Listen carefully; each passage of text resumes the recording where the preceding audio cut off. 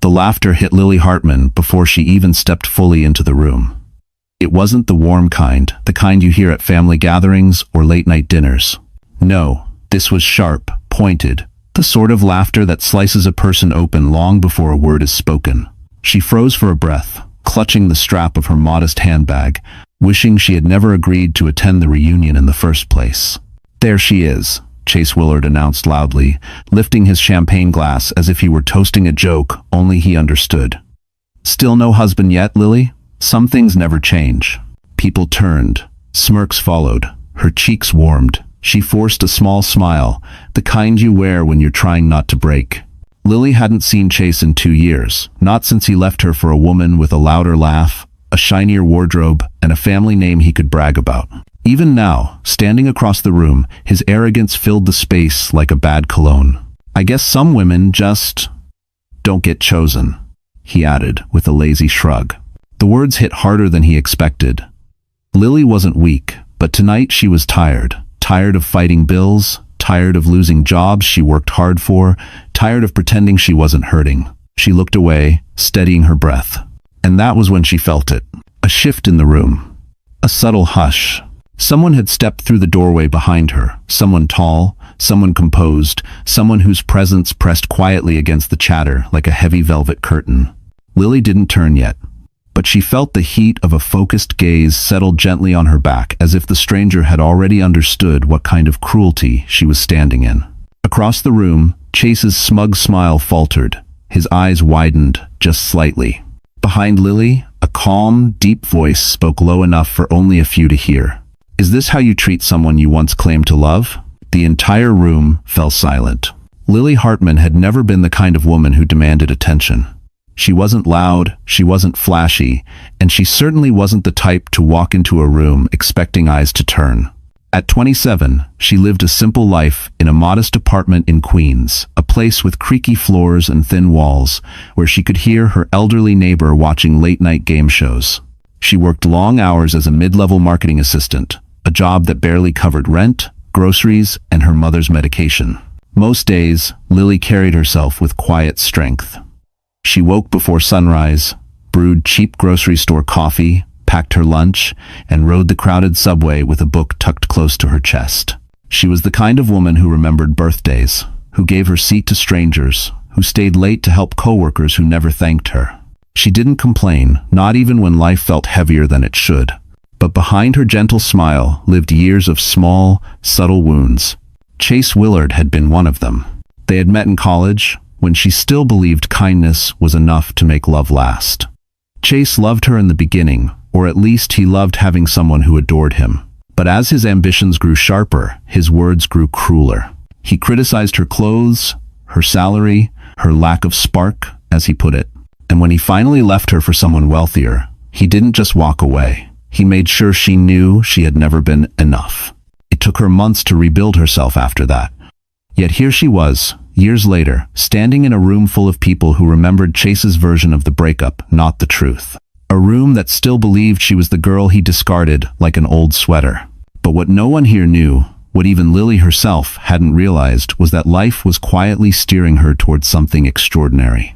Because the man whose presence had just silenced the entire room, the man who had spoken up for her without even knowing her name, the man whose calm voice cut through Chase's cruelty like a blade, Evan Kingsley was not just anyone. He was the one name whispered in every boardroom in Manhattan. The man whose company influenced half the skyline. The billionaire CEO known for ending careers with a single phone call. And for reasons Lily could not yet understand, his eyes were on her. A woman the world underestimated. A woman who was about to rise. The reunion was held at the Maple Ridge Country Club, a place Lily had never imagined stepping foot in again. She remembered passing it as a teenager, looking through the tall iron gates, wondering what kind of people lived lives so polished they held parties in places where chandeliers sparkled even in the afternoon light. Tonight, she stood beneath those chandeliers, golden, enormous, dripping elegance, feeling like she had wandered into the wrong movie set. The ballroom was a world unto itself. Tables draped in ivory linen, soft jazz drifting from a live quartet, guests holding glasses of chilled champagne, whispering about promotions, real estate, new cars, and vacations in Cabo. Everything gleamed with an effortless luxury Lily had never known. She didn't even belong to the same universe. She tried to steady herself as she stepped farther in. She didn't want to look intimidated, though she felt like a mismatched puzzle piece among people who had never worried about overdue bills or medical insurance. Her simple dress, bought on sale at a department store clearance rack, didn't help. It wasn't glamorous, not like the shimmering gowns around her, but it was the best she could afford. The smell of citrus polish and expensive perfume filled the air, wrapping the room in a scent that shouldn't have felt hostile, but it did. Every corner of it reminded Lily of how far she was from the life she once dreamed she might have. Chase, unsurprisingly, fit right in. He wore an immaculate navy suit, crisp white shirt, and a smile sharpened with entitlement. His new fiancée, a polished social media personality named Sabrina Lowell, stood proudly beside him, her diamond bracelet glittering like a spotlight. She kissed his cheek dramatically whenever anyone looked their way. "People like us," she overheard Sabrina saying, "we just naturally gravitate toward success." Lily's stomach twisted. She moved toward a quieter corner of the room, wishing she could disappear entirely. She didn't want to be a spectacle. She didn't want pitying glances or whispered gossip. She wanted the night to pass without another bruise on her heart. But fate rarely listens. Because just as she reached for a glass of water, the room shifted again, this time not because of Chase's cruelty, but because the double doors opened one more time.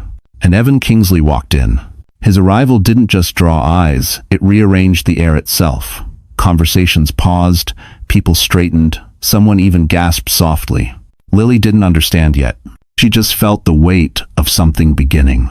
Something bigger than humiliation. Something that would change everything. Chase Willard had always been the kind of man who thrived on being watched. In college, he was the golden boy, the charming athlete with perfect hair, a bright future, and a smile that tricked people into ignoring the cracks beneath it.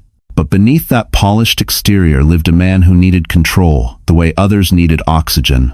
He didn't just want admiration, he wanted dominance. He wanted to know he was above everyone else, especially Lily. He approached her now with that same smirk he used the night he ended their relationship, with a shrug and a single sentence. "You're not a fit for the life I want." "Lily," he drawled as if her name were a burden. "Still hanging around? I'm honestly impressed. I thought you'd have slipped out the back already." She held her breath, steadying herself, but Chase wasn't finished. He never was. "You see?" he continued, gesturing toward Sabrina, who stood proudly beside him in a gown that glittered like tinfoil under the lights. "Some of us moved on. Some of us became successful." He leaned in slightly. "Not everyone can keep up with that." Lily didn't respond.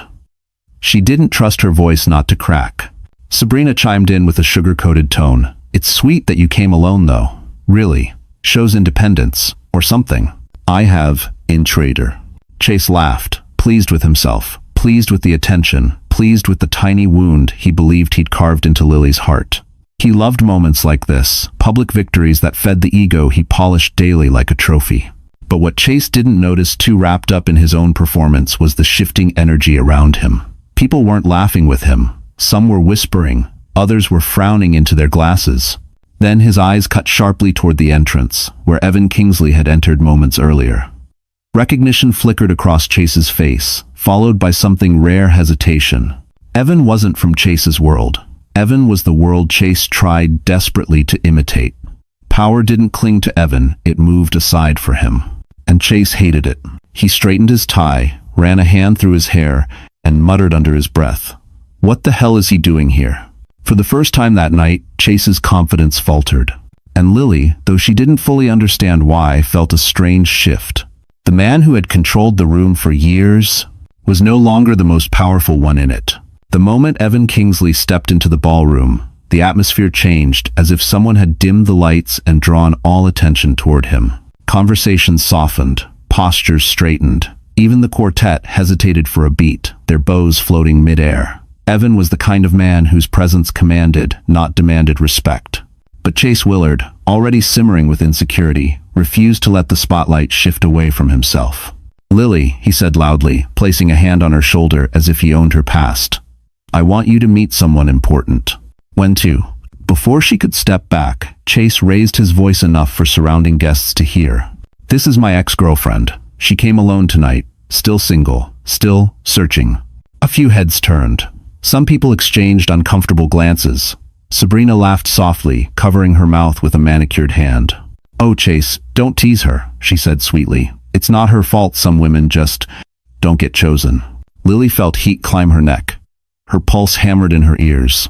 She wished the floor would open beneath her feet and swallow her whole. Chase continued, enjoying every second. Maybe tonight's her lucky night. Maybe someone here has low enough standards. A small, shocked gasp rippled through the crowd.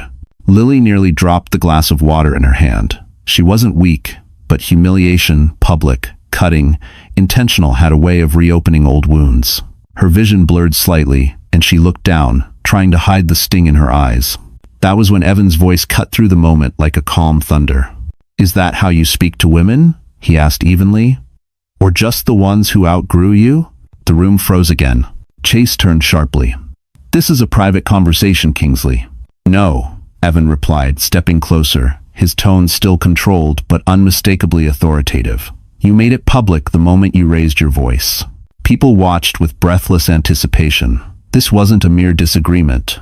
This was a collision between two worlds, one built on ego, the other on undeniable power. Chase tried to laugh it off, but it came out strained. "Just having some fun." Evan's eyes darkened. Humiliation isn't fun, it's cowardice. Sabrina grabbed Chase's arm, whispering, "Stop, everyone's watching." But the damage was done. Because in that moment, every guest in the ballroom saw what Lily had endured quietly for years. And they saw who was now standing between her and the man who had tried to break her. And for the first time, Lily felt something new rise in her chest. A small, trembling ember of hope. The moment the confrontation ended, Lily felt the room closing in on her. The music resumed, conversations picked up again, and laughter drifted across the ballroom, but none of it sounded real anymore.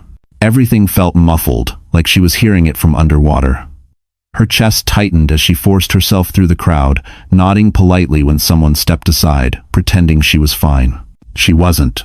The humiliation wasn't just tonight's, it was years of quiet suffering brought to the surface in one brutal moment. Years of believing she wasn't enough. Years of letting Chase's voice become the narrator of her worth. By the time she reached the empty hallway outside the ballroom, her hands were shaking. She leaned against the cool wall, trying to steady her breath. But the tears came anyway, hot, silent, unwilling. She covered her mouth, terrified someone might hear the break she'd tried so hard to hide. Her mind raced. Why did Chase still have this power over her? Why did she let him? Why couldn't she just rise above it? She slid down until she was sitting on the polished floor, knees pulled to her chest, feeling smaller than she had in years. A soft sound echoed down the hall footsteps. Lily wiped her face quickly, trying to compose herself, but her voice trembled when she spoke. "Please, whoever you are, I just need a minute." But the steps didn't turn away. Evan Kingsley appeared at the corner, his expression softened in a way that didn't match the sharp, composed CEO the world knew. He didn't approach immediately. He simply stood there, giving her space, his eyes carrying a depth that made Lily's heart ache even more. "You don't have to pretend you're all right," he said quietly. She let out a shaky laugh. "I'm not pretending very well." Evan took a slow step closer. "You don't deserve any of what he said." Lily shook her head. "It's not just tonight, it's everything. My job, my mom's health. I feel like I'm failing at life." The vulnerability in her voice cut through him more than he expected. "For what it's worth," Evan said gently, "you handled yourself with more grace than most people ever could." Her eyes lifted, meeting his. "I don't feel graceful." "You feel human," he replied. "There's a difference."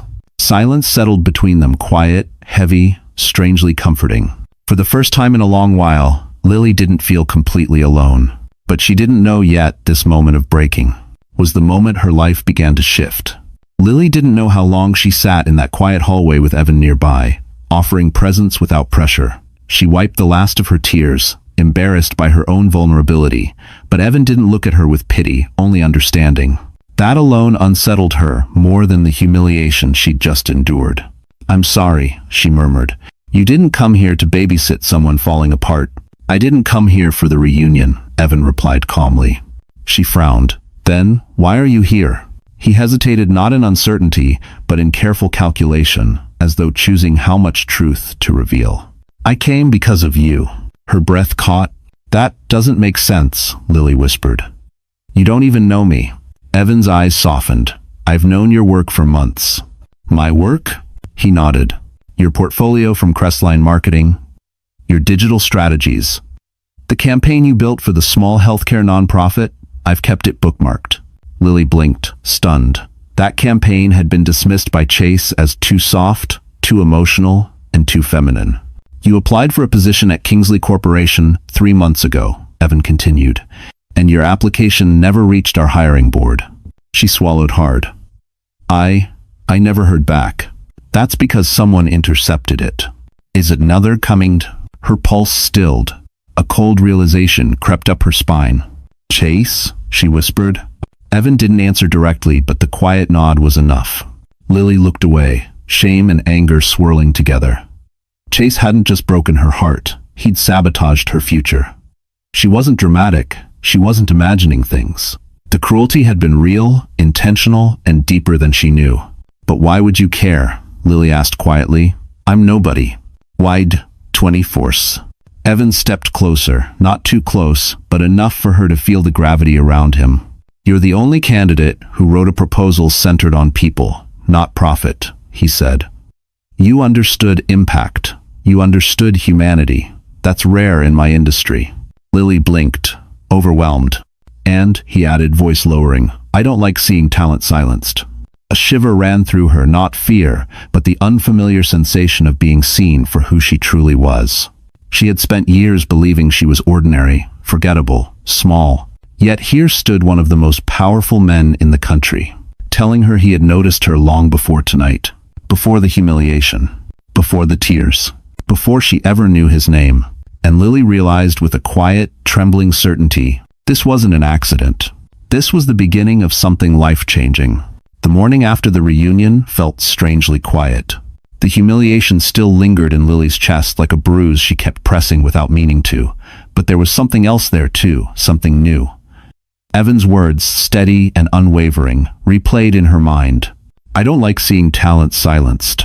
It was the first time in years someone had spoken to her as if she mattered, as if her work mattered, as if she wasn't invisible. By noon, an email arrived. From Kingsley Corporation. Subject: Invitation for a private consultation. Her breath caught. It wasn't a job offer, not yet, but an opening, a possibility, a doorway she had never been allowed to touch before. Lily stared at her reflection in the bathroom mirror. Puffy eyes, messy bun, a woman holding herself together with sheer will. Something inside her whispered, this is your chance. Don't show up as the woman he broke. Show up as the woman you were meant to be. She opened her small closet, filled mostly with basic blouses and sensible shoes, and chose the one item she'd saved for someday. A tailored navy dress she bought years ago during an end-of-season sale. It wasn't designer, but it fit her, like it had been waiting for the right moment. Her hair, she blow-dried carefully. Her makeup she applied with steady hands. When she stepped back, she didn't see the defeated woman from last night. She saw resilience shaped into flesh and bone. When Lily arrived at Kingsley Tower, glass, steel, and sky intertwined, she felt tiny all over again. The lobby alone looked like it belonged in a movie. But this time, she inhaled deeply and straightened her shoulders. Miss Hartman, the receptionist asked warmly, Mr. Kingsley is expecting you. Her pulse jumped. They rode the elevator to the 56th floor, where the city unfurled like a painting across the windows. Evan stood by the conference table, reviewing documents, but when he looked up, he paused. Not in surprise. In approval? You look ready, he said. Lily wasn't used to hearing those words, especially from someone like him. I hope so, she replied softly. You are, he corrected. What followed was a 2-hour conversation, not an interview, but a collaboration. Evan asked her opinions, challenged her ideas, listened without interrupting. By the time they finished, Lily felt something she thought she'd lost forever. Purpose. When she left the building, the sun was setting across Manhattan, turning the skyline gold. For the first time in a very long time, Lily didn't feel like she was trying to survive her life.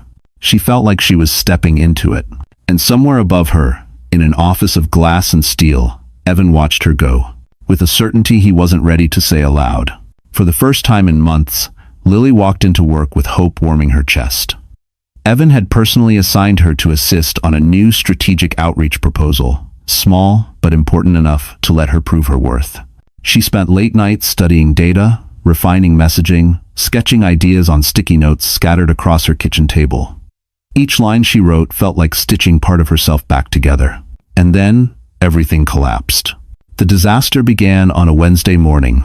Lily arrived early, coffee in hand, heart steady, ready to submit her polished draft. But when she opened the shared project folder, her breath froze. Her file was gone. In its place was a corrupted document full of gibberish symbols and broken graphs. Hours of work, days of work, ruined. Worse, the timestamp suggested the file had been tampered with at 3:12 a.m. Panic clawed up her throat. She tried recovering backups. Nothing worked. Her hands trembled violently as she whispered, "No, no, no." She wasn't careless. She wasn't inexperienced. Someone had done this intentionally. By the time the project meeting began, Lily felt sick. Executives gathered around the conference table, Evan at the head. When he asked for her presentation, her voice barely emerged. I don't have it. The file was altered. I can't open anything." Several executives exchanged glances, disapproving, skeptical, dismissive. Lily felt their disappointment like sharp needles. "Altered how?" one of them asked bluntly. "It looks like sabotage," she said softly, hating how weak the word sounded. "Sabotage?" another repeated, almost amused. Heat rose in her cheeks. She stared down at her hands, humiliated all over again. Then Evan spoke. "Let me see the device." His voice wasn't angry, but it was tight, controlled, the kind of tight that meant someone was about to regret their choices. Lily handed over her laptop. Evan examined the logs with a sharpened gaze. After a long moment, he looked up. "This isn't user error." His tone hardened. This was deliberate. A murmur traveled through the room. But before Lily could breathe a sigh of relief, he added, "And whoever did it was skilled enough to hide their tracks." Her stomach dropped again. When the meeting ended, she stepped outside into the hallway, shoulders collapsing under invisible weight. The humiliation of the reunion had been painful, but this threatened her future, her chance, her rebirth. She pressed her forehead against the cool glass wall and whispered, "Why does this keep happening to me?" But what Lily didn't know not yet was that Evan had already launched a private investigation. And the name that would surface was the last one she ever wanted to hear. Lily didn't sleep that night. She sat at her small kitchen table, staring at her cold cup of tea, mind replaying every moment of the disastrous meeting. The humiliation clung to her like a second skin. She had given everything she had to that project, every ounce of hope she'd managed to rebuild, only for it to be destroyed in the most calculated way. By morning, she forced herself back to the office, determined to face whatever consequences awaited. Her stomach tightened as she stepped out of the elevator onto the 56th floor. Evan's assistant approached her immediately. "Mr. Kingsley wants to see you." Her breath hitched. This was it. The end. Another failure added to the long list she'd been dragging behind her. When she entered Evan's office, he wasn't alone. Two members of the cybersecurity division sat across from his desk, laptops open, expressions grim. Evan nodded toward the empty chair. "Sit, Lily." "Is Mestivation?" She did, hands clasped tightly in her lap. "We completed the investigation," Evan said, voice steady but edged. "Your laptop wasn't hacked from outside the company." Lily swallowed. "So, someone here did it?" "Yes, and we found the login credentials used." Her heart pounded. Her palms grew cold. She wasn't ready for the name, but it came anyway. Chase Willard. The world tilted. "No," she whispered, shaking her head instinctively. He doesn't even work here." "Dumb." "Two for one?" One of the analysts turned his laptop toward her. "He used a backdoor linked to an old consulting contract. He accessed your files and wiped your submission while you were asleep." Lily stared at the screen, the reality washing over her like ice water. Chase hadn't just mocked her. He hadn't just insulted her. He had deliberately tried to destroy the one chance she had to rebuild her life. It wasn't pettiness. It was sabotage. Targeted. Cruel. Personnel. Evan leaned forward slightly, his expression unreadable but his eyes burning with controlled fury. "He wanted you to fail," he said quietly. "He wanted you small. He wanted to erase your progress before it began." Tears welled in Lily's eyes, not from weakness, but from the crushing realization that Chase's cruelty went far deeper than she had ever known. "What happens now?" she whispered. Evan exchanged a glance with his cybersecurity team. "Now," he said, "I handle this." And when was? Something in his tone, steel wrapped in ice, sent a chill down her spine. This wasn't just a CEO speaking. This was a man preparing for war. And for the first time in her life, Lily had someone powerful fighting on her side. The Kingsley Foundation Gala was the kind of event people waited all year for, held at the historic Grand Meridian Hotel, where marble columns rose like pillars from another era, and crystal chandeliers sparkled above the city's elite. Lily had never attended anything so extravagant, never imagined she would set foot in a space where billionaires shook hands like old friends and politicians hovered near the bar, pretending they weren't networking. She shouldn't have been there, not in her mind. But Evan had insisted. "You're part of this company now," he'd said. "You belong in the room. If you have dot of rest." Yet, as she stepped into the ballroom, dressed in a simple but elegant charcoal gown she borrowed from her cousin, she felt every insecurity coil tight inside her. People floated past her like drifting silk, laughing, whispering, sipping champagne worth more than her monthly rent. Then she saw him, Chase. And, as always, trouble followed like a shadow. He noticed her instantly. His smirk sharpened, his eyes glinting with something between irritation and fascination, as if the universe had no right to place Lily in a space reserved for people like him. Well, Chase drawled as he approached with a glass of champagne. "Looks like someone's been climbing ladders she doesn't belong on." Lily took a slow breath. "I'm here with Kingsley Corporation." Chase laughed loud enough for those nearby to turn. "Kingsley Corporation? You? Come on, Lily. You can barely handle a marketing brief without crying." Her cheeks heated, conversations nearby softened. People were listening. "You know," Chase continued, swirling his drink, "some women thrive in the spotlight. Others," his gaze swept over her gown, "are better suited to watching from the sidelines." Lily felt every word hit like a bruise. He leaned closer, voice lowering. "You're going to embarrass yourself. And trust me, when you fall, Kingsley won't catch you." End quote. Before she could respond, before she could step back or defend herself, the crowd shifted. A presence approached. Evan. Tall, composed, wearing a black tailored tux that made the board members straighten like soldiers. His expression wasn't angry, not yet, but the quiet, icy intensity in his eyes made Chase pale slightly. "Is there a reason?" Evan asked calmly. "You're speaking to my employee with such disrespect?" The room fell completely silent once more. Chase opened his mouth, closed it, then stammered. I was just making conversation." "Conversation," Evan repeated smoothly, "shouldn't require tearing someone down." A few guests exchanged looks. Sabrina, standing a few steps behind Chase, flushed in embarrassment. Evan's gaze didn't waver. "Lily," he said gently, "you belong here." The words, simple as they were, felt like an anchor dropping into place, steadying her, grounding her, lifting her all at once. But the night was far from over, because Chase wasn't finished, and the next move he made would ignite a fire he couldn't control. If the evening had ended with Evan defending her, Lily might have gone home with her heart steadier than it had been in years. But humiliation, especially Chase Willard's brand of humiliation, always demanded an encore. And he chose the worst possible moment. Just as the gala reached its golden peak, with cameras flashing and donors gathering around the stage, Chase stepped up beside Lily again, wearing a smile far too smooth to be sincere. "You know," he said loudly, ensuring nearby guests turned, "people keep asking me if you're really working at Kingsley Corporation." I told them it must be a clerical error, maybe charity work. Lily stiffened. "Leave me alone, Chase." "Oh, come on," he scoffed. "You can't expect anyone here to believe you earned your place. Not when you showed up to college interviews in thrift store shoes." A few guests exchanged awkward glances, unsure whether to intervene. He leaned even closer. "Let's be honest, Lily. You're not Kingsley material. You never were." Her throat tightened, but she refused to look away. "You don't get to define me anymore." That was when Chase made his biggest mistake.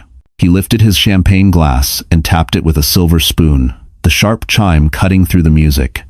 The entire ballroom turned toward him.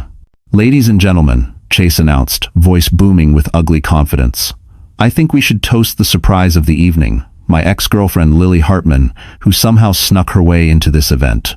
Lily froze. Gasps rippled. Sabrina covered her mouth, pretending to look shocked. Chase continued, drunk on attention. "She's been trying for years to climb out of mediocrity. Let's give her a hand for effort." A few uncomfortable laughs followed, mostly from people who didn't know better. Lily felt her pulse crash. Heat swarmed her cheeks. Her legs trembled. It was the reunion all over again, but magnified under chandeliers and cameras. Then, a hand touched her back gently. Evan. He stepped forward, placing himself between her and the crowd, his calm voice echoing with unmistakable authority. "That's enough." Chase blinked, startled. Evan continued, his tone cool and sharp as cut glass. "You don't get to weaponize a microphone because you're threatened by someone else's potential." The room went still. Chase's jaw tightened. "This is between me and her." "No," Evan corrected. "This became everyone's business the moment you made her your target." Then, the line that silenced the ballroom. "Lily Hartman is not here because of you. She is here because she earned it, and because I personally asked her to be." The reaction was immediate whispers, wide eyes, stunned expressions. Chase went pale. Lily inhaled shakily, her heart pounding for an entirely different reason now. And just like that, the man who tried to break her in front of a room full of power found himself standing very, very small. The ballroom had barely recovered from Evan's public shutdown of Chase when another ripple moved through the crowd.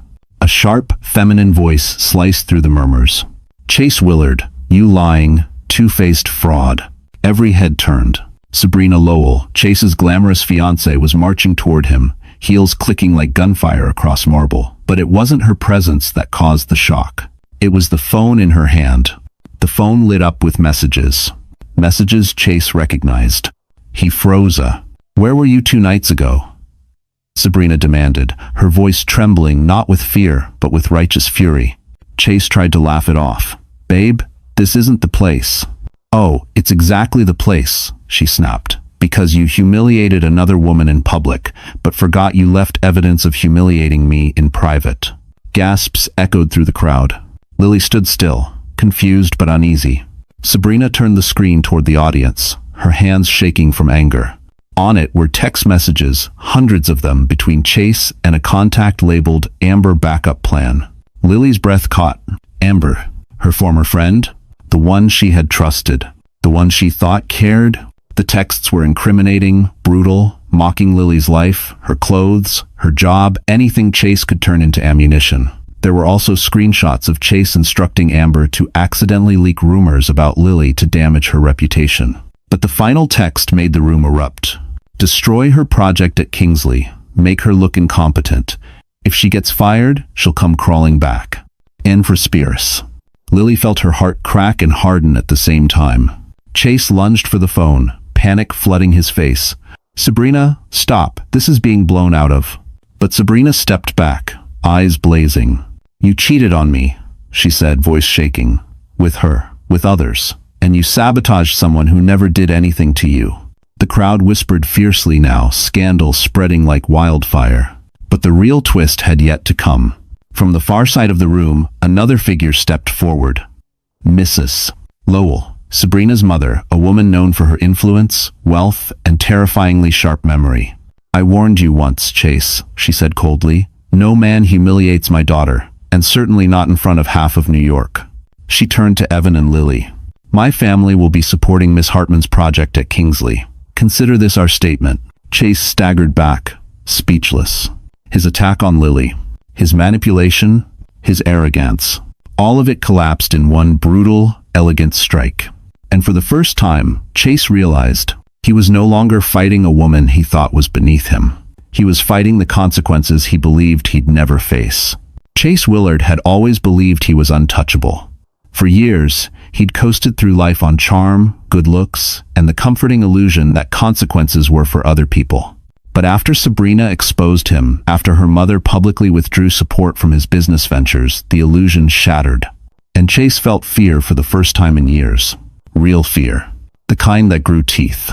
The next morning, panic drove him to Lily's apartment building.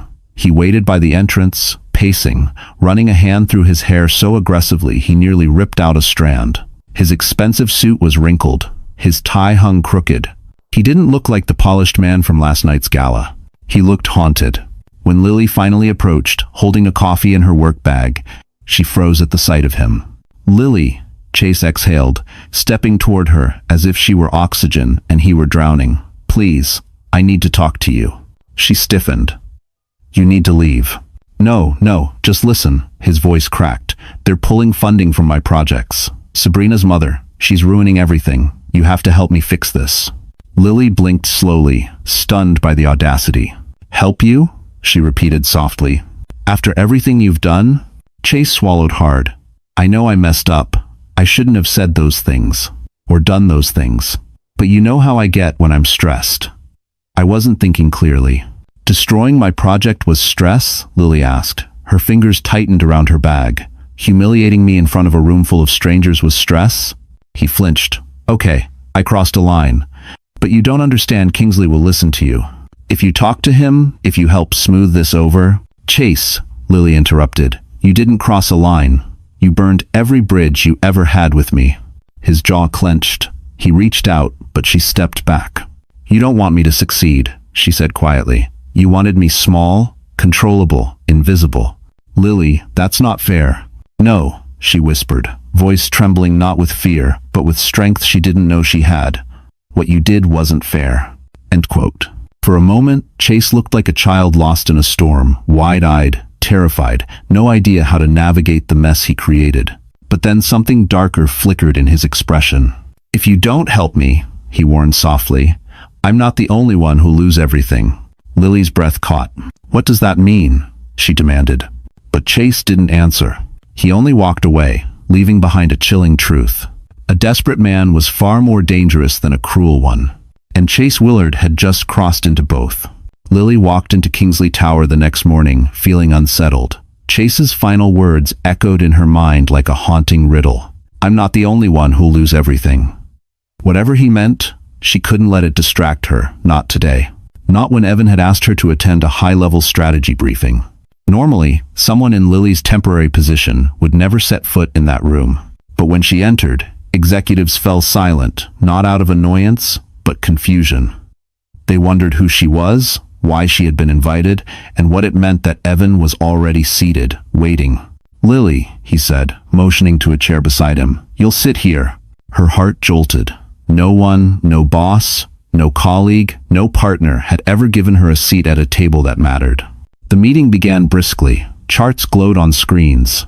Analysts debated numbers. Senior directors argued over projections. Yet every few minutes, Evan turned to Lily and asked, "Thoughts?" At first, she hesitated. I'm not sure my perspective is valuable," he finished for her. "And that's why I'm asking." Her pulse steadied. So she spoke, gently at first, then with growing clarity. She identified gaps in outreach plans. She connected emotional resonance to corporate messaging. She explained how consumer trust was built through authenticity, not force. The room shifted. Directors leaned in. Analysts took notes. One executive whispered, "How did we miss that?" By the end of the meeting, Evan stood, concluding, "Lily will lead the narrative development for this initiative." There was stunned silence. "Sir," one director began, confused, "she's not on the leadership track." Evan's expression sharpened. "She is now." Lily stared at him, speechless. "Evan, why would you give me something this important?" He held her gaze with quiet conviction. "Because you earned it.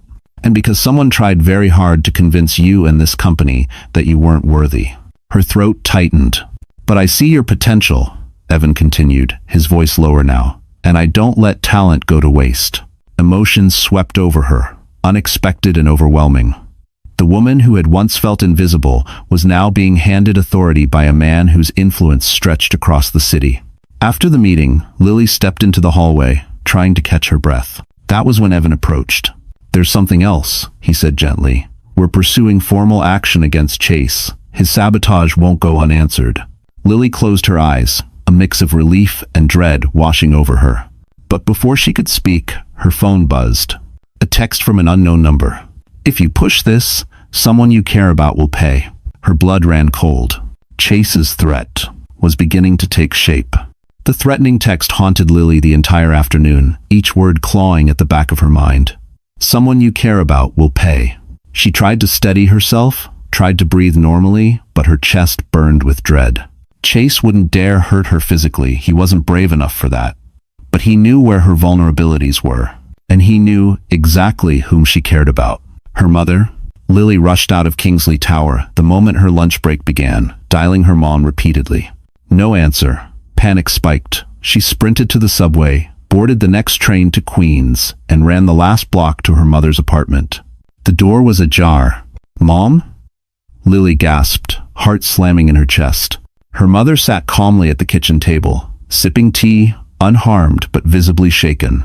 "A woman came by," she whispered. "She said she was your friend. She asked questions about you, your job, your boss, even your finances." Something felt wrong. Lily's stomach twisted violently. Did she say her name? Her mom frowned. Amber?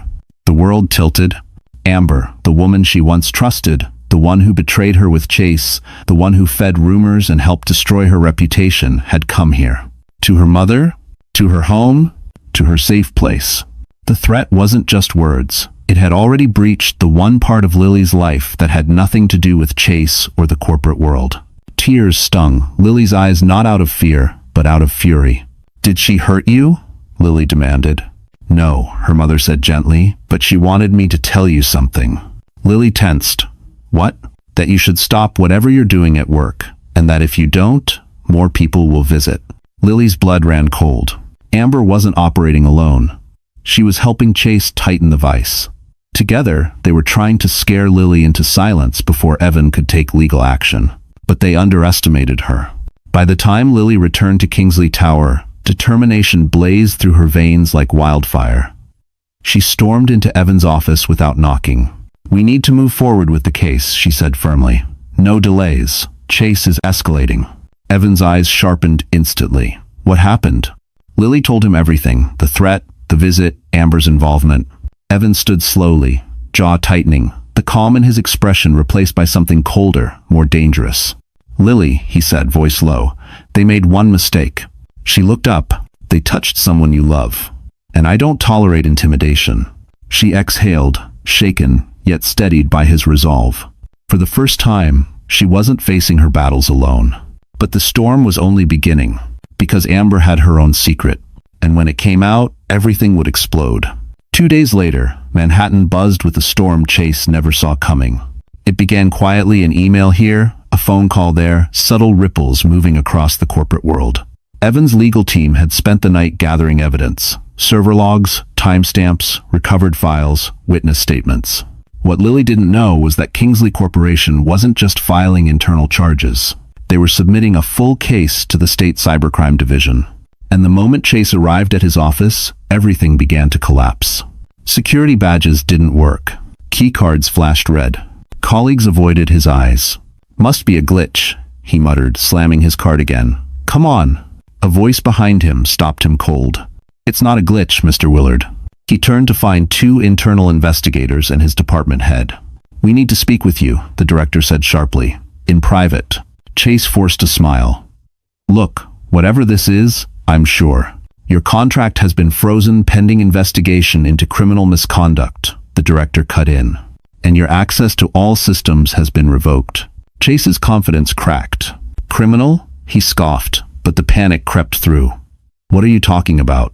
One investigator opened a folder and spread out documents on a glass conference table. Screenshots, recovered digital footprints, even a witness statement from Amber Lowell herself. And there it was. His sabotage.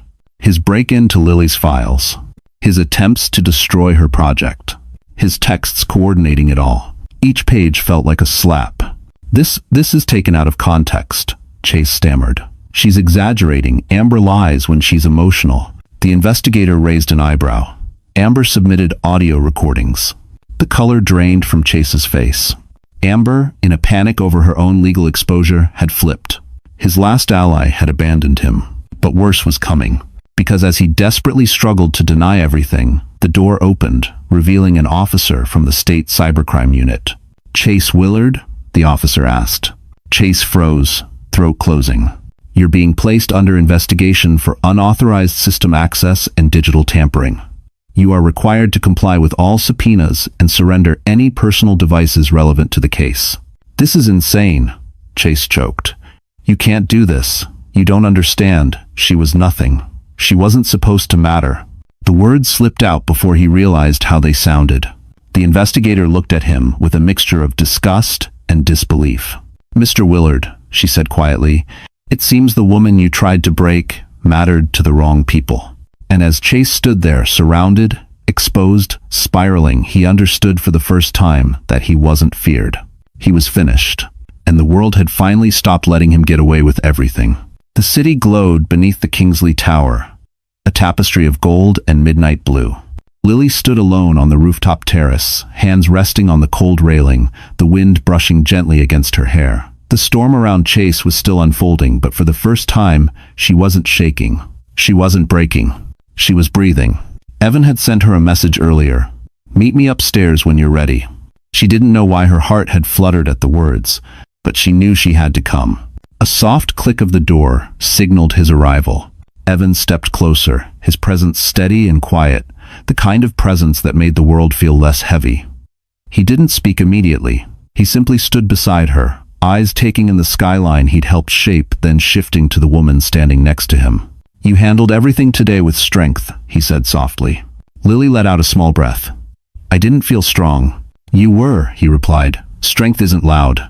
Sometimes it's just refusing to fall apart when the world gives you every reason to." Their eyes met, and something shifted. Not dramatically, not suddenly, but undeniably. Lily looked away first, her voice barely above a whisper. "Why are you doing all this for me, Evan? You don't even know me." Evan exhaled slowly, the truth pressing against his restraint. "I do know you," he said. "Maybe not every detail of your past, but I know your character, your work, your heart. And I know you deserved better than what life and certain people gave you." Her chest tightened. "That still doesn't explain why." He hesitated. Then finally he stepped closer, closing the distance with quiet certainty. "Because somewhere along the way," Evan said, voice low and unguarded, "protecting you stopped feeling like something I should do as a CEO, and started feeling like something I needed to do as a man." Lily's breath caught. No one had ever spoken to her like that. With truth. With conviction, with care that didn't ask for anything in return. "Evan," she whispered, unsure, overwhelmed. He didn't touch her, not yet. He simply held her gaze with a softness he rarely showed. "I don't want you to be afraid of choosing something good," he said. "Not everyone in your life is here to hurt you." Her eyes warmed, threatening tears not from pain, but from a tenderness she hadn't felt in years. "I'm afraid," she admitted. He nodded gently. "Then let me be the one thing you don't have to fear." The wind swept around them as Manhattan shimmered below. For the first time in a long time, Lily let herself imagine a different future. One where someone cared deeply. One where she wasn't alone. And tonight, she didn't step away. While Lily stood on the rooftop, embracing the first quiet hope she'd felt in years, Chase Willard's world was collapsing with merciless speed. News traveled fast in Manhattan's elite circles, faster still when a billionaire's legal team was involved. By sunrise, 3 investment partners withdrew from Chase's pending development deal. By noon, his digital fraud investigation hit the business press. By evening, his own company board scheduled an emergency vote to remove him as director. And for once, Chase couldn't charm or lie his way out. He stormed into the office of his attorney, sweat beading along his temples, arrogance replaced by something ugly and frantic. "They can't do this to me," he yelled. "They can," the attorney replied flatly, "and they will." Chase slammed his fist onto the desk. "Kingsley is blowing this out of proportion. It's one stupid file." "It is a felony," the attorney cut in. "Cyber tampering, evidence suppression, employer interference. And you left a digital trail only an amateur would be arrogant enough to think could be erased." For the first time, Chase went silent. His empire built on manipulation, charm, and inflated ego was turning to ash beneath his feet. The final blow came that evening. He arrived home to find suitcases stacked near the doorway, Sabrina stood in the living room, not tearful, not emotional, just finished. "This isn't who I'm marrying," she said, her voice steady. "You can't leave now," Chase snapped. "You need me." "No," she corrected. "You needed me. For my mother's money, for my connections, not for love." She handed him a manila envelope. "My mother filed a civil suit against you for emotional damages and fraud. You'll be served in the morning." Chase's mouth fell open. "She can't." "She can," Sabrina replied. "And Evan Kingsley is advising her legal team." His knees nearly buckled. But Sabrina wasn't done. "And just so we're clear," she added, "you didn't lose all this because of Lily. You lost it because of who you are." The truth hit harder than any lawsuit ever could. Hours later, Chase sat alone in his darkened apartment, the apartment he'd lose in a matter of weeks. For the first time, he confronted a reality he'd spent years avoiding. He was not invincible. He was not admired. He was not feared. He was irrelevant. And the woman he once mocked as not enough was now standing beside a man whose power eclipsed anything Chase could ever dream of. As he stared at the city lights beyond his window, one truth settled heavily. He had destroyed himself. And Lily Hartman had finally escaped the shadow of his cruelty. 2 months after Chase Willard's fall from grace, the world around Lily Hartman looked nothing like the life she once knew. Her mother's health had improved. Her anxiety had faded, and her name, spoken now with respect inside Kingsley Tower, no longer carried the shadow of humiliation. Tonight, she stood in a ballroom once again. But she wasn't the insecure woman who had been mocked under chandeliers. She was a leader, confident, steady, quietly powerful. The Kingsley Corporation Anniversary Gala was held at the Plaza Hotel, its gold-trimmed halls glowing with history and elegance. Yet, despite the grandeur, Lily felt something she never felt in rooms like this before. She belonged. Evan approached her through the crowd, wearing a classic black tux, his expression softened by something few people ever saw. Warmth. "You did beautifully tonight," he said. "The board loved your presentation." Lily smiled. "It still feels unreal." "It shouldn't," he replied. "You earned every second of this." As the string quartet shifted into a softer melody, Evan extended his hand. "Walk with me?" She nodded. They stepped out into the terrace overlooking Central Park. Lanterns glowed, casting gentle light along the stone railing. A cool evening breeze brushed past them, carrying the distant hum of New York, the city where Lily had once felt invisible, now embracing her like a long-lost daughter. Evan paused, turning to face her fully. "There's one more thing I need to say," he began, voice quiet but unwavering. "Not as your CEO. As a man who admires you more deeply than he ever expected." Lily felt her breath catch. "You showed strength when people tried to break you, grace when you were humiliated, and courage when you stood up to the past that wounded you." His eyes softened. "Lily, I want to build something with you. Not just a company project, a life." Her heart tightened, not with fear, but with a radiance she hadn't allowed herself to feel in years. "Evan, are you sure?" He let out a gentle laugh. "I've never been more certain." Then he reached into his jacket and her breath stilled. A small velvet box, not flashy, not extravagant, but meaningful in its quiet elegance. "I'm not asking for an answer tonight," he said softly, "but I want you to know my intentions. I want a future with you, whenever you're ready." Tears warmed Lily's eyes, not from sadness, but from healing. For the first time, she wasn't someone's afterthought. She wasn't someone's mockery. She wasn't someone's stepping stone. She was chosen, cherished, respected. She closed the box gently and whispered, "I'm not afraid anymore." Evan smiled. "You never needed to be." And as the city lights shimmered behind them, Lily Hartman stepped fully, finally, into the life she deserved. A life where love didn't hurt. A life where justice had prevailed. A life where she rose and never fell again. So that's how our story comes to an end. And if you're still here with us right now, it means something in Lily's journey touched your heart in its own quiet way. Maybe it reminded you of a time you felt overlooked, underestimated, or pushed aside. Maybe it reminded you that pain doesn't define you, how you rise does. The Stoics believed, what stands in the way becomes the way. And honestly, that's exactly what happened here. Every setback Lily faced became the very path that led her to strength, dignity, and love. Life isn't about avoiding hardship. Marcus Aurelius wrote, "The impediment to action advances action." And maybe that's the reminder we all need today. The people who try to break you are not stronger than the person you're becoming. If this story made you feel something, hope, courage, healing, then don't keep it to yourself. Like, share, and subscribe to our channel so more people can hear stories that lift them up when life feels heavy. You're not alone. You're growing. And the best chapters of your story are still ahead.